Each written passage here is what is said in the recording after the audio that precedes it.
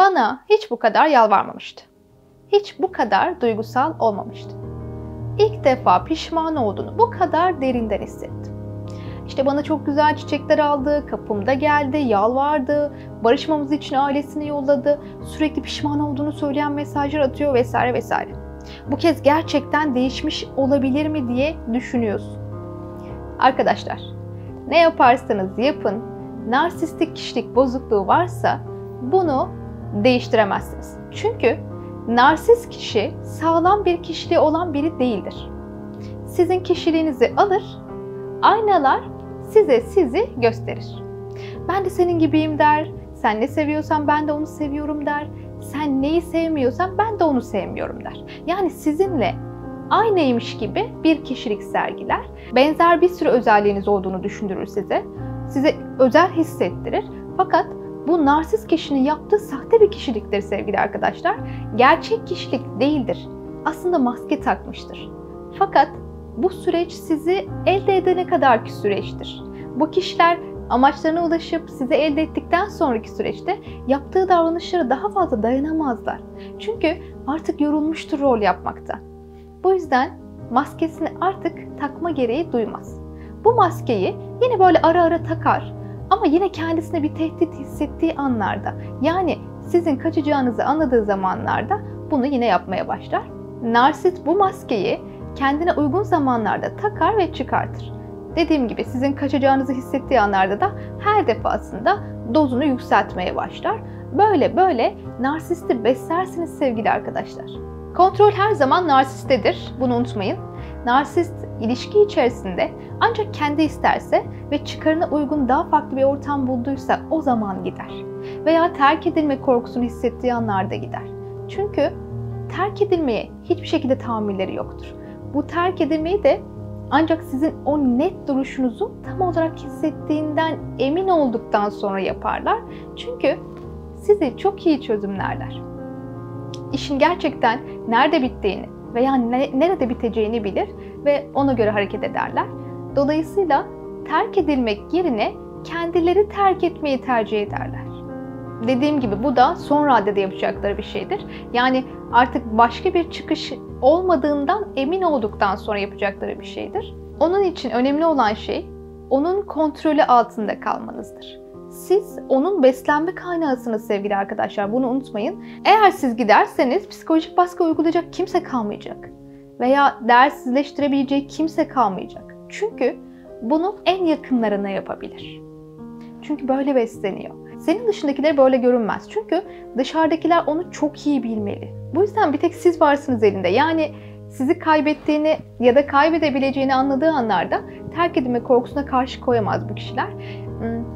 Şimdi bunları neden anlatıyorum sevgili arkadaşlar? Çünkü ilişkin içerisinde bir şeylerin yine kötü gittiği bir anda narsist yine yükselişe geçiyor.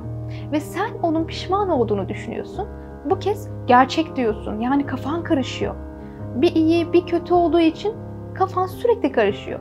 Sizi bir anda çok seviyor, bir anda nefret ediyor. Bu şekilde davranışlar sergilemeye devam ediyor.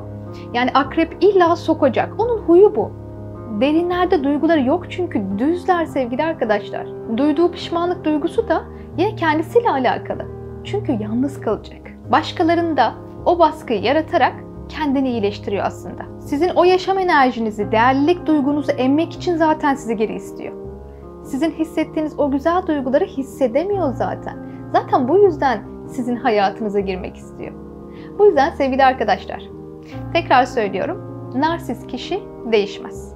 Eğer bir karar verdiyseniz bu kararınızın arkasında durun sevgili arkadaşlar, net olun. Kararınız netse onunla ilgili her şeyi hayatınızdan çıkartmaya başlayın. Mesela arkadaşıyla olan ilişkinizi bitirin. Çünkü yeri gelecek, ortak arkadaşlarınızı da kullanır hale gelecek. Böyle durumlarda engelleyin. Mümkün olduğunca bütün ilişkileri kopartın. Arkanıza bakmadan yürüyün. Yanlış yaptığınızı söyleyen insanlar etrafınızda olacak.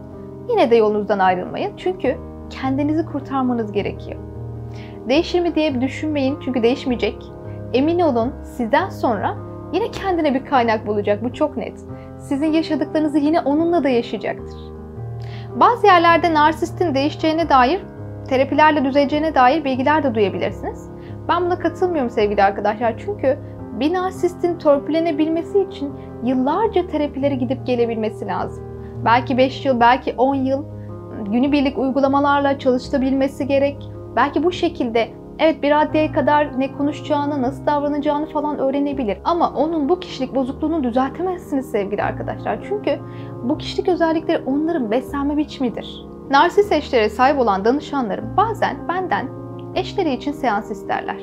Yani narsist eşinin değişebilmesi umuduyla yaparlar bunu. Ya da der ki eşim narsist mi değil mi anlamak istiyorum der. Onu bir kere seansa alır mısınız der.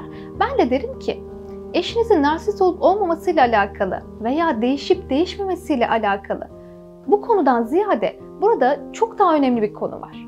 Bu konuda kendiniz eşinizi bir kenara bırakın.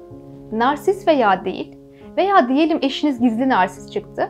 Bunu öğrendi ve bırakıp çekip gidecek misin? Yani bu belki bazılarınız için mümkün olabilir ama herkes için mümkün olmayacaktır.